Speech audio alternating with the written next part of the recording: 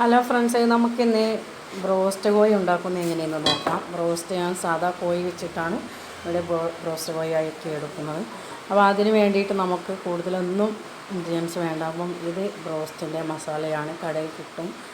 ഇത് 1 കിലോ ചിക്കന് ഉള്ള കണക്കാക്കിയുള്ള മസാലയാണ്. അപ്പം ഇതിനകത്ത് 2 കവറുണ്ട്. അപ്പോൾ അത് നമുക്കൊന്ന് പൊളിക്കണം. അപ്പം ഇതിനകത്തുള്ള 2 കവറാണിത്. ഇത് പൊടിയാണ്, ഇതിൻ്റെ ഒരു ഉപ്പാണ്, ഇതിനുള്ളിലുള്ളൊരു ഉപ്പാണ്. അപ്പോൾ ഇതാദ്യം നമുക്ക് ചെയ്യേണ്ടത് ഈ കോഴി കഷ്ണങ്ങളെ നമുക്ക് ഒരു പാത്രത്തിലേക്ക് മാറ്റണം.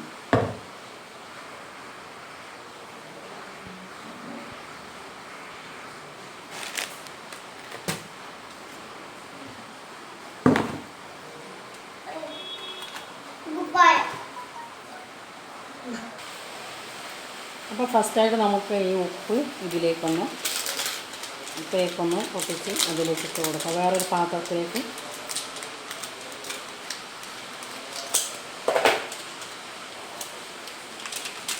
ഞാൻ ഇതിലേക്ക് ഇട്ട് കൊടുക്കുകയാണ്, വേറൊരു പാത്രത്തിലേക്ക്. അപ്പോൾ ഈ നമ്മുടെ കോഴി ഇതിലേക്ക് ഇടും. ഇനി നമുക്കെന്ത് ചെയ്യണം, വെള്ളം ചിക്കൻ്റെ അതേ അളവിൽ വെള്ളം ഒഴിച്ചു.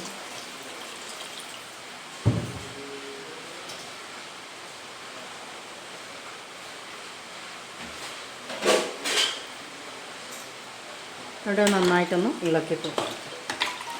ഇത് ഇളക്കി കൊടുക്കുന്നത് ഈ ഉപ്പാണിത്. ഈ ഉപ്പ് ഇതിലേക്ക് പിടിക്കാനാണ്. അപ്പോൾ ഇതിന് ഒരു മാക്സിമം ഒരു 20 മിനിറ്റ് എന്തെങ്കിലും വെക്കണം. അത് ഫ്രിഡ്ജിൽ വെക്കലാണ് ഉത്തമം. അല്ല പുറത്താണെങ്കിലോ ഒരു 10 മിനിറ്റ്, അല്ലെങ്കിൽ കോഴിക്കൊരു വാസന വരും. അപ്പോൾ ഫ്രിഡ്ജിൽ നമ്മൾ വെക്കുകയാണെങ്കിൽ ഒരു അരമണിക്കൂർ വരെയൊക്കെ വെക്കാം. അപ്പോൾ ഈ ഉപ്പ് ഇതിൽ പിടിക്കാനാണത്. ഇനി ഇതിൽ നിന്നും ഇത് ഒഴിച്ചതിന് ശേഷമാണ് നമുക്ക് പൊരിക്കാനുള്ളത്. അപ്പം ഇതൊരു 20 മിനിറ്റ് ഇവിടെ ഞാൻ ഫ്രിഡ്ജിൽ വെക്കുകയാണ്.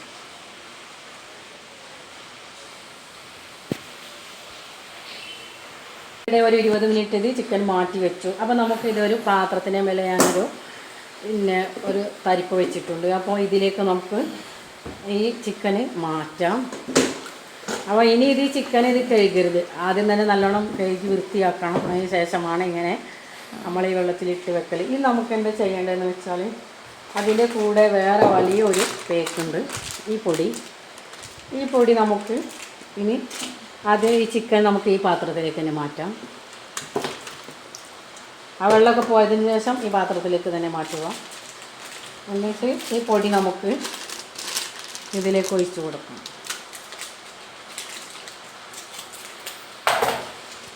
അപ്പോൾ 1 കിലോ ചിക്കനിലേക്കുള്ളത് ആണിത്. അപ്പോൾ ഇത് ഫുള്ളായിട്ട് തന്നെ നമുക്ക് ഇതിലേക്ക് ഒഴിച്ച് കൊടുക്കാം.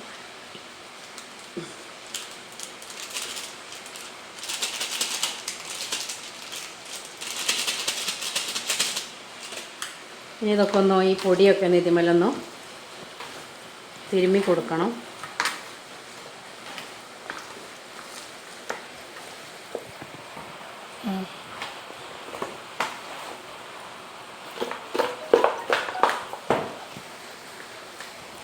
അപ്പോൾ ഇത് കംപ്ലീറ്റ് നമ്മൾ ഇതിന്മേൽ തിരുമ്മി കൊടുക്കാം. നമുക്കിതിൽ ഒരു 10-20 മിനിറ്റ്, ആദ്യത്തെ പോലെ 10-20 മിനിറ്റ് നമുക്കിത് മാറ്റി വെക്കണം. എന്നിട്ടിത് പൊരിച്ചെടുക്കും. അപ്പോൾ ഇനി ഇതിലേക്ക് ഉപ്പൊന്നും ഏഡ് ചെയ്യേണ്ട, കാരണം ആദ്യം നമ്മളൊരു ഉപ്പ് ഏഡ് ചെയ്തിട്ടുണ്ട്. ആ ഉപ്പാണ് ഇതിലേക്ക് ഏഡ് ചെയ്യേണ്ടത്. അപ്പോൾ ഇത് നമുക്കൊരു 20 മിനിറ്റ് മാറ്റി വെച്ചതിന് ശേഷം നമുക്കിത് പൊരിച്ചെടുക്കാം. നമ്മുടെ ചിക്കൻ ഇവിടെ ബ്രോസ്റ്റ് ഇത് കായമെല്ലാം പിടിച്ചു. ഒരു 20-25 മിനിറ്റ് ഞാൻ മാറ്റി വെച്ചിരുന്നു. അപ്പോൾ ഈ നമുക്കിത് പൊരിച്ചെടുക്കാം. അതിന് വേണ്ടി ഞാൻ ഇരുമ്പിൻ്റെ ചട്ടി ഇവിടെ വെച്ചത്, നല്ല ആഴമുള്ള ചട്ടിയാണ്. കാരണം ഈ ബ്രോസ്റ്റിൻ്റെ കഷ്ണം അതിന് മുകളിലായിട്ട് നല്ലോണം എണ്ണ വരണം, അപ്പോഴേ ഇത് ശരിയായിട്ട് വെന്ത് കിട്ടുള്ളൂ. അപ്പോൾ അതിന് വേണ്ടിയിട്ടാണ് അങ്ങനെ ചെയ്തത്. അപ്പോൾ നമുക്കതിലേക്ക് എണ്ണ ഒഴിച്ച് കൊടുക്കാം. അപ്പോൾ ഞാനിവിടെ സൺഫ്ലവർ ഓയിലാണ് ഏഡ് ചെയ്തത്. അപ്പം എല്ലാവർക്കും ഏത് എണ്ണയിലായാലും കുഴപ്പമൊന്നുമില്ല. ഏതെണ്ണയാണ് ഉള്ളത് അത് വെച്ച് ചെയ്താൽ മതി. ഞാൻ സാധാ എല്ലാം വെളിച്ചെണ്ണയിലാണ് ചെയ്യാറുള്ളത്. അപ്പോൾ ഇത് ഞാൻ ഓയിൽ ചെയ്യാമെന്ന് വിചാരിച്ചാണ് അങ്ങനെ അത് മേടിച്ചത്. അപ്പം നമുക്ക് എണ്ണ ചൂടായി വന്നതിന് ശേഷം ചിക്കൻ ഇട്ട് കൊടുക്കാം. എണ്ണ ഏകദേശം ചൂടായി വരുന്നുണ്ട്.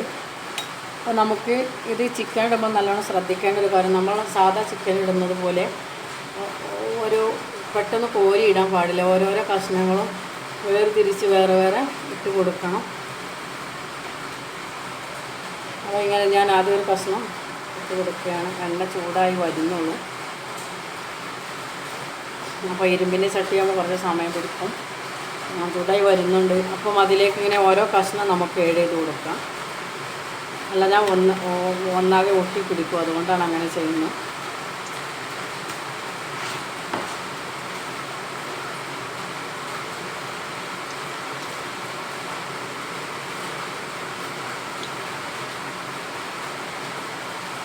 അതുപോലെ തന്നെ വേറെ കഷ്ണം കൂടെ നമുക്ക് അതിന്മേ തൊടാത്ത രീതിയിൽ വേറൊരു കഷ്ണം കൂടെ നമുക്കിട്ട് കൊടുക്കാം. എണ്ണ ചൂടായി വന്നാൽ പിന്നെ പ്രശ്നമൊന്നുമില്ല കേട്ടോ. ഒരു കഷ്ണം ഇട്ട് പിന്നെ അതൊന്നൊന്ന് ചൂടായി വന്ന് പിന്നെ നമുക്കൊരു കഷ്ണം കൂടി ഏഡ് ചെയ്ത് കൊടുക്കാം.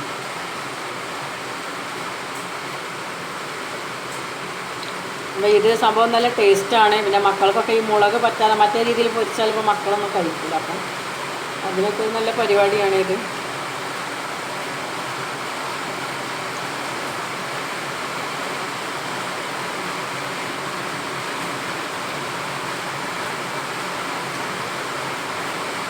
അങ്ങനെ ഓരോ കഷ്ണവും നമ്മൾ വേർതിരിച്ച് മാറ്റി കൊടുക്കണം. അല്ലാതെ ഇരുന്നാകെ ബുദ്ധിമുട്ടാവും. പിന്നെ എടുക്കാനും മറിക്കാനൊന്നും കഴിയില്ല.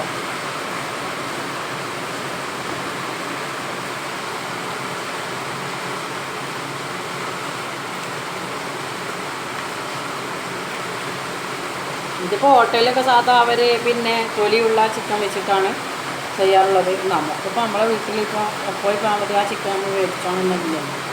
നല്ല മഴ പെയ്യുന്നുണ്ട്, അതുകൊണ്ട് സൗണ്ട് കുറവാണെന്നറിയില്ല. നമ്മളങ്ങനെ നമുക്ക് ഓരോ ചിക്കൻ ഇതിൽ ഏഡ് ചെയ്ത് കൊടുക്കുക. തമ്മിൽ ഒട്ടിപ്പിടിക്കാത്ത രീതിയിൽ വേണം ഇട്ട് കൊടുക്കാൻ. അതുപോലെ തന്നെ വേറെ ഒരു കാര്യം, എണ്ണ ഈ ചിക്കൻ ഒരിക്കലും എണ്ണയുടെ മുകളിലേക്ക് കഷ്ണം വരുന്ന ഒരവസ്ഥയിലാവരുത്. എണ്ണ എപ്പോഴും മുകളിലായിരിക്കണം. ചിക്കൻ മൂടുന്നൊരവസ്ഥയിലായിരിക്കണം. അപ്പോൾ ഇതുപോലെ ഞാനത് ഒരു കഷ്ണം അവിടെ പൊന്തി വന്നിരുന്നത് ഞാൻ കഴറ്റി കൊടുത്തു. അപ്പോൾ ഇത് നമുക്കത് ആയിട്ടൊന്ന് മറിച്ച് കൊടുക്കാം. ചിക്കനൊന്ന് നമുക്ക് മറിച്ചിട്ട് കൊടുക്കാം. ചിക്കൻ കളറൊക്കെ മാറി വന്നിട്ടുണ്ട്. കണ്ടോ, ഇത് തീരെ തമ്മിൽ ഒട്ടിയിട്ടില്ല. കാരണം ഇത് ഞാൻ ഇട്ടപ്പോൾ തന്നെ അങ്ങനെ ഇളക്കി കൊടുത്തിട്ടത് കൊണ്ട്, വേർതിരിച്ചിട്ട് കൊടുത്തതുകൊണ്ട്. അപ്പം ഇനി ഒന്നുകൂടെ ഒരു 5 മിനിറ്റ് കൂടെ വന്നിട്ട് നമുക്കിത് ചട്ടിയിലൊന്നും കോരി മാറ്റാം. അപ്പോൾ നമ്മുടെ ചിക്കൻ ഇടായി വന്നിട്ട് നമുക്കിതൊരു പാത്രത്തിലേക്ക് മാറ്റാം. നല്ല ക്രിസ്പിയായി വന്നിട്ടുണ്ട്. നല്ല അടിപൊളിയാണ്.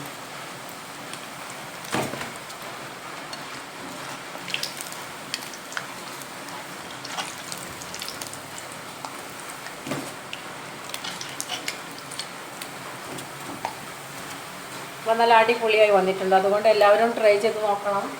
എൻ്റെ ചാനൽ സബ്സ്ക്രൈബ് ചെയ്യാൻ മറക്കരുത്. നല്ല അടിപൊളിയാണ്. മക്കൾക്കൊന്നും എരിവില്ലാത്തത് കൊണ്ട് കഴിക്കാൻ നല്ല ടേസ്റ്റായിരിക്കും. അപ്പോൾ ഇതുപോലെയെല്ലാം നെരിഞ്ഞ് വരണം കേട്ടോ, അപ്പോഴേ ഇതിനൊരു ടേസ്റ്റുള്ളൂ. നല്ല കറുമുറ ആവണം. അപ്പം പിന്നെ അതുകൊണ്ട് എല്ലാവരും ഒന്ന് ട്രൈ ചെയ്ത് നോക്കുക. ഏറ്റവും സിമ്പിളായ റെസിപ്പിയാണല്ലോ. അപ്പോൾ ചാനൽ സബ്സ്ക്രൈബ് ചെയ്യാൻ മറക്കരുത്. Thank you.